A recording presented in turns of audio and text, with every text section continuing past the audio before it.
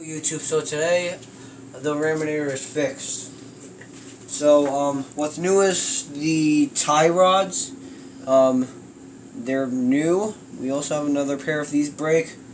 Also something else that is changed is now instead of these being black, they're now red.